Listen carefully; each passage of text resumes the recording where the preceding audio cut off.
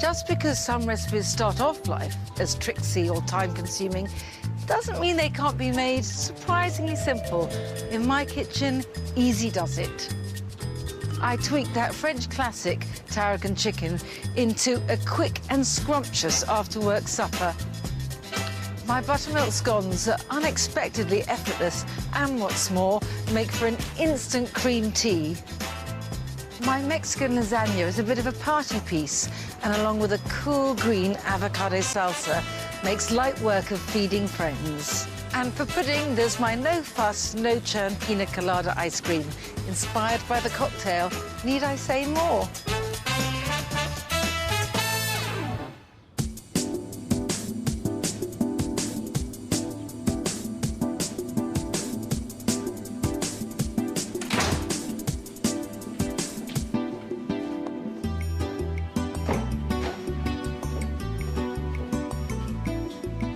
Tarragon chicken is rightly one of the key dishes of the French culinary canon. But while the original requires a certain amount of loving patience, my version is speedy and simple. The thing is, I don't lack the passion, it's just the time. But while I may not have the time, I do have the tarragon, and that's what counts here. Anyway, this is one of my absolute favourite suppers, perfect after a long day at work, because although it's quick, it's comforting. First, into the pan with its shimmering veil of garlic oil goes some spring onions. It's not that peeling and chopping proper onions is difficult, it just can feel that way when you're tired. And anyway, I love the way that spring onions add a little freshness as well as taking just a minute or so to cook. I'm attempting to chop them finely, but not altogether succeeding. But you know what? It just doesn't matter. In these go. Already a reassuring sound. And now, the tarragon, or 1 part. Some dried tarragon, half a teaspoon here. The chicken. Got a couple of chicken breasts here. I normally go in for the brown meat, and I make no bones about that, but I like chicken breast here. There's something about the delicacy of this dish which is very important, and the white meat really works. So while the chicken is searing, I shall get on with the beans. This is my patented method, chopping and tailing, straight through the plastic. Right, and into the steamer basket. Won't need those for a moment. I'm just going to turn the chicken. It should be perfect now, and it is. Obviously, it's only slightly golden, but this is what I think makes the chicken so tender. A good, generous splosh of vermouth. Just a scattering of salt. Lid on. Beans can go in now. Everything is dovetailing nicely. Now, while my pots and pans are bubbling away, I'm going to have a slight clear down and get the fresh tarragon, because this is a two-tone tarragon affair. When you add the fresh version of the herb, there's something about the call of the wild, and the dried herb kind of jumps up into action and tastes even more resonantly of itself. This is an example of the curious, magical alchemy of cooking. I don't understand it, but I'm grateful for it. So skipping jauntily towards supper now. Plates, beautiful. Cutlery. And now, let's have a look at this. I think I'm just going to test it to see if it's cooked through. Just pierce the thickest part with the tip of a knife, and there you are. Not a trace of pinkness left, but you can see everything's going to be really lusciously tender. Well, nothing's going to happen to that if I just leave it there while I bean up.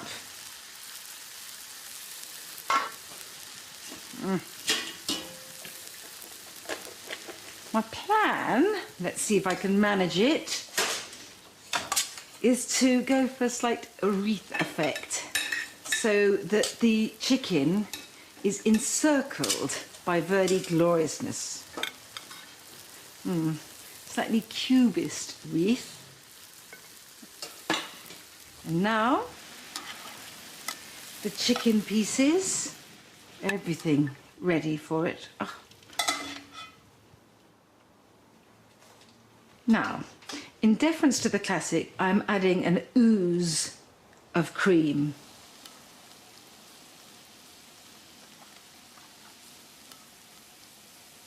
Bit of white pepper. And a bit, not all, of the fresh tarragon. Let me have a little taste.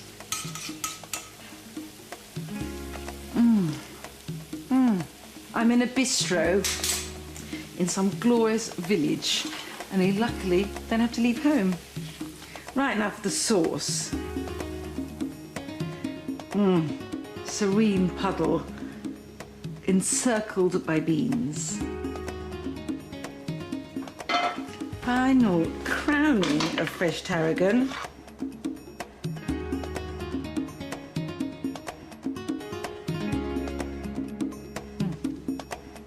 And here we go.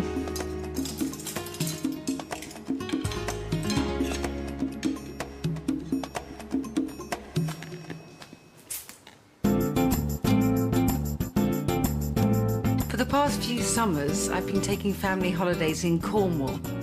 On one of the rainy, blustery days, I went to a clotted creamery, and this picture really shows that my sense of comedy is greater than my vanity, because that's me in a rather unflattering white coat and a hairnet, I think taking the temperature of a tub of clotted cream. The thing about clotted cream, well, I have to have scones with it, and I'm always happy to rustle up a quick batch. It's easy peasy. My buttermilk scones are a twofold treat. Well, apart from the fact that they are gloriously old-fashioned, they satisfy both greed and impatience.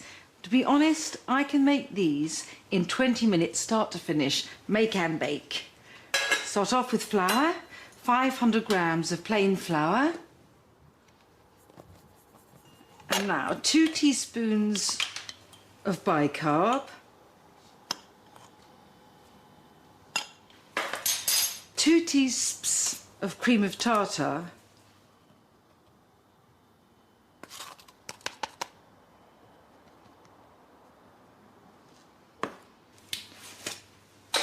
2 teaspoons of caster sugar. And now I might just a bit of a mix up. So that's the dried ingredients sorted. Now for the fat, not much actually, because we do have all the lusciousness of the clotted cream later. 50 grams of butter, squodging it into, roughly speaking, cubes, very roughly speaking. So that's that done. And on top of the butter, I want 25 grams of vegetable shortening. Always makes me feel wonderfully old-fashioned using this. Of course, in the old days, I think they would have used just vegetable shortening and no butter whatsoever. And in fact, really, they would have used lard, which is all good in my book. Anyway, that's enough of that. Rub in the fats. Just roughly. Oh, there's something about getting your hands covered in cool flour, like dry swimming in a pool of cool air. Right, these are buttermilk scones, so here's the buttermilk. You can use ordinary milk, and just before you start with the flour and everything, put about 3 teaspoons of lemon juice or vinegar in and let it stand, just 5 minutes. The idea now is just to stir together until it clumps into a dough. Now here is the really glorious part. No rolling out, just a bit of flour on the surface. Tip this out or just empty it out, and then you simply pat this into a shape that's approximately 4 centimetres deep. And now this ramshackle, slightly dimpled rectangle will be turned into scones. You need a fluted cutter, 6 centimetres, although the 6 centimetres is the top bit, not this bit. Odd, but that's how it is. Into the flour, just so it doesn't stick. And then cutting out. I love the way the dough squeezes up into the cutter. And I just carry on doing this, and I know they do look a bit as if they've got cellulite. I don't want everything looking fake and perfect.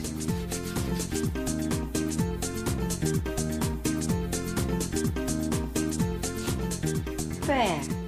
You can pop these in the oven as they are, quite plain. But I am going for the luxurious option and making an egg wash. It's just makeup, really. Make up the cakes. If you beat an egg just so that the white and yolk combine, and then paint the scones, they will come out a beautiful burnished gold. Now you can see that each scone is a slightly different height. That's just because the oblong wasn't even. I like that, it gives some character. Last daubing with fake tan. And within 12 minutes, these absolute beauties will be ready. And while they bake, I can prettify my tea table.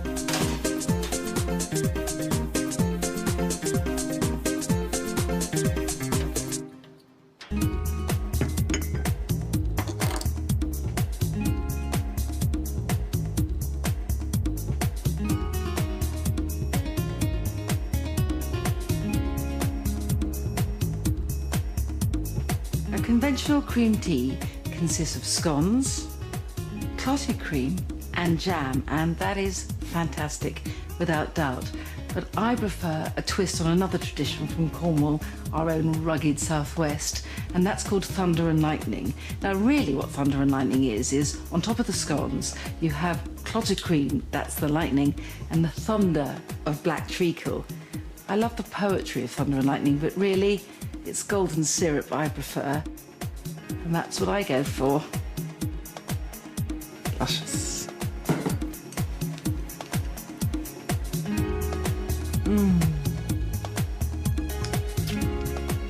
I think I need to be alone with my scone.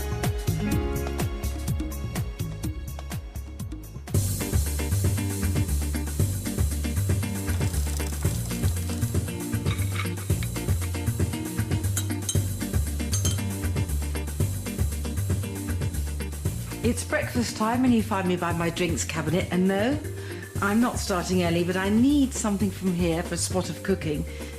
If only it were this that I needed, my dagger o' rum.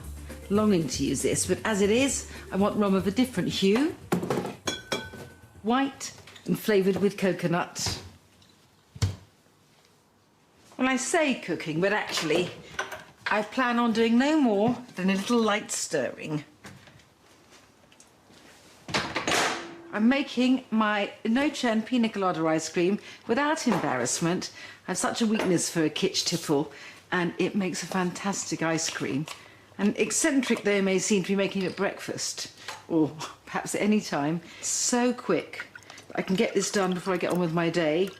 Right, I want 125 millilitres of pineapple juice, as you can see, out of a carton. Not proud. And, talking of not proud, 80 mils of coconut rum. Sun lunges out. I'm at the beach. Now, 100 grams of icing sugar.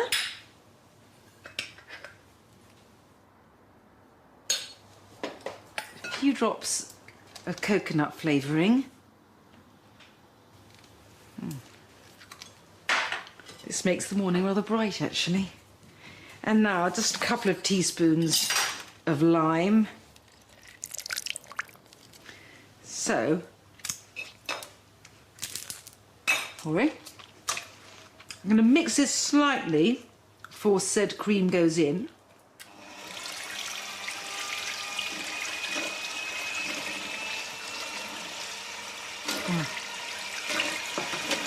And now slowly.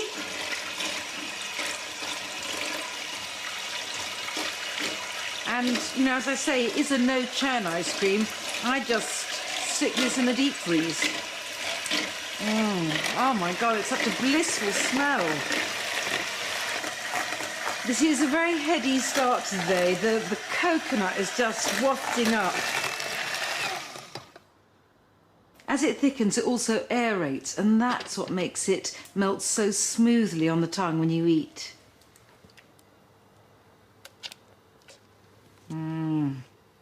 Look at that, so gleaming and beautiful.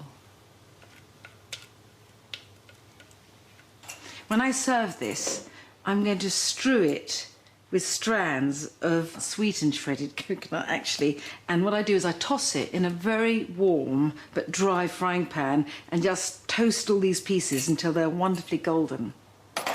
Now, I'll be honest with you, I think people will be happy if I just give them this, but I'm planning a dinner with a slight Latin theme. So I'll stick this in the deep freeze. It'll be ready tonight.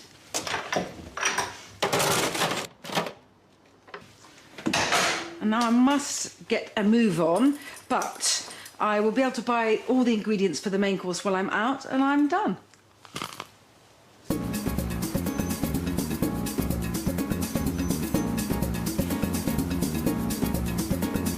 I love having a table full of people to feed, and in order to make supper entirely stress-free and very sociable, I know I have to cook food that is straightforward, but still, it has to be suffused with a bit of gutsy glamour. What this means is a little kitchen trip down Mexico way. I mean, I always know I'm on safe and sunny ground when I've got a shopping list that starts off with an avocado, a pepper, some chilies, and coriander. Well, I need some jalapenos for sure, and I want sweet corn, black beans, and tomatoes. You can see why I've got the trolley now.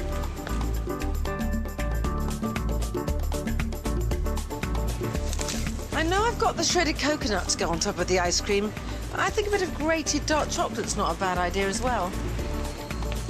I'm a complete dolt. I've only nearly forgotten my key ingredient. Led astray by chocolate.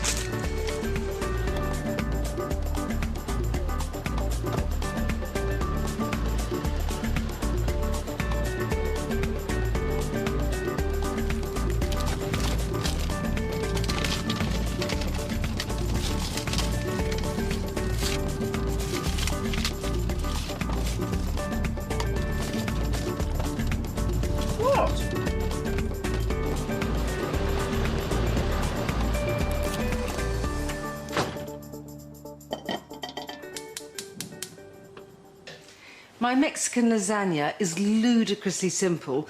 It's really a case of doing a few stages. Stage one, I've got some garlic oil in a pan. In goes an onion, chopped. Next, a gorgeous, gleaming, red lacquer-looking pepper. Heat comes from 2 red chilies. A bit of a stir. I don't want any of these to brown. I just want the flavours to come out and for them to soften a little. Finally, scrunch in some salt. And this needs to cook for about 15 minutes. The salt will really help prevent the onions from catching. And I can get on with stage 2.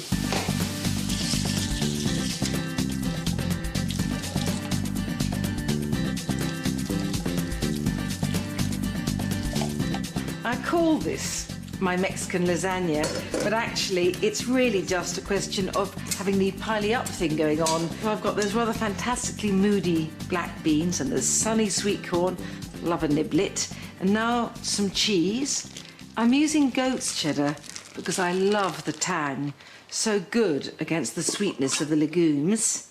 But in fact, regular cheddar is just fine. Now, this is the way I prefer to grate cheese when it's in any quantity, and I've got 250 grams here, or thereabouts. I know a rotary grater, which this is, looks very old-fashioned, but it's quite easy to use. Only thing I must do is remember to leave some for the topping at the end. I'll mix these together in a minute. First, I want some coriander, not, however, the leaves. Use those later.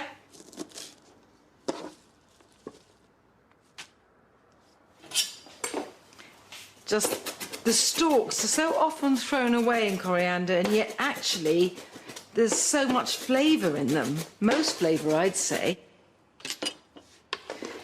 In the stalks go, look at that, on top of the red. And now, some canned tomatoes. I'm going to swill out the can with some water. I want the sauce to be runny enough to help meld all the layers together, taste-wise. Don't often use this in cooking, but it works here. A tablespoon or thereabouts of ketchup. A stir here. And this needs to bubble away for about 10 minutes, so while it cooks, walk this way. These chili lights are a testament to my passion for the picante, and I must say it's my love of that sort of fire and flavour that draws me to Mexican cooking and Latin American cooking. Now, I haven't actually been anywhere in South America or Mexico, but until I go there by plane, I go there via the pantry. This is my Mexican hot sauce. Great for when you need a bit of instant heat. Aha, this is lime corner. When I haven't got fresh limes, I am really unembarrassed about using this plastic squirty lime. This, although not actually edible, is really part of my lime paraphernalia. It's a bottle opener. Well, I'll need my lime press for later, but for now, I need this for my Mexican lasagna. Right. My tomato sauce is ready, and I'm ready so I can get on with the grand assembly. I put a third of the sauce or thereabouts on the bottom of the dish. See a bit more. And then on top of that, a couple of tortillas. Now, the dish is a bit bigger than each tortilla, so I put them in like this, in an approximation of what I seem to remember is a Venn diagram. And then as I pile up, I will start swapping over, so they'll be on this side instead. Before I add the beans, I just want to mix them together. So the cheese, the corn and the black beans combined. So there's been some tomato sauce in, tortillas in, and now this layer, I need a third of the bean and cheese mixture. And then it's just a case of continuing until it's full.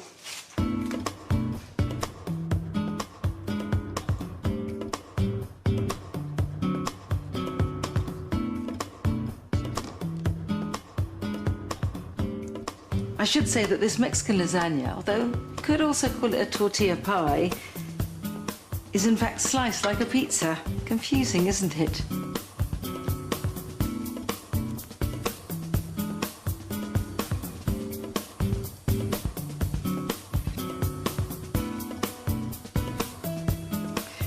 Everything is in the dish now. Nothing actually needs cooking, it just needs to be made piping hot. So 30 minutes at 200 degrees should do it. So, to the oven.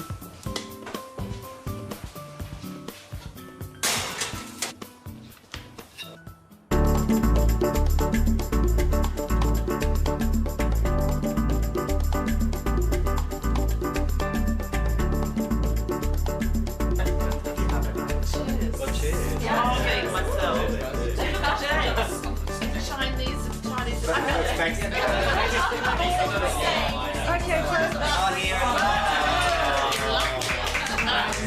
Now, I know I promised you some Mexican lasagna, but I have to say, I think an Italian and a Mexican would be rather startled by it.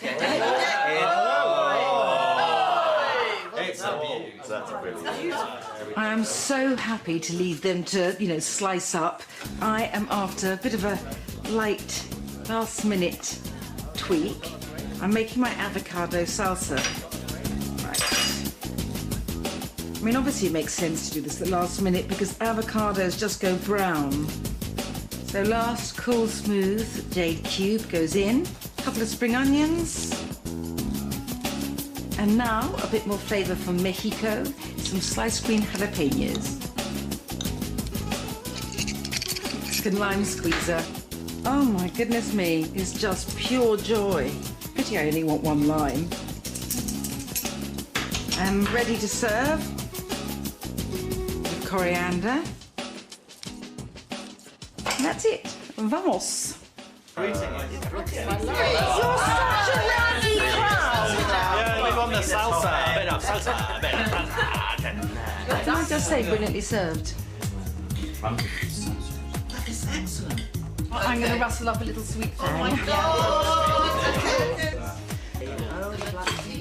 It's at this stage in the evening that I'm very glad I'm wearing something as forgiving as stretched jersey. I'm afraid my attire has to fit my appetite. In lieu of maracas, I am ready to scoop the sweet.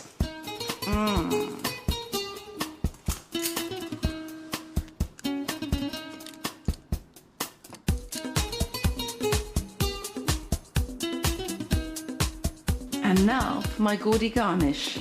This is a sweetened shredded coconut. I just toasted it. You could use some fresh coconut because supermarkets now tend to sell it out of its sort of hairy case. I've got some chocolate.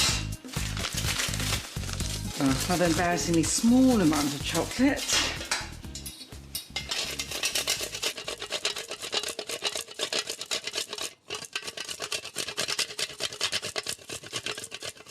Right, spoons, and now that song, if you like pina coladas and getting caught in the rain, got my umbrellas for that.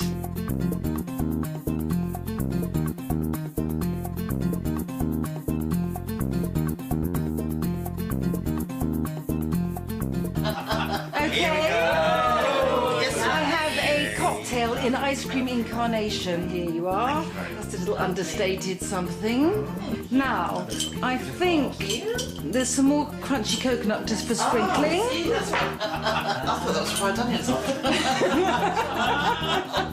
I think I need a chaise longue to lie down on now. Room for two.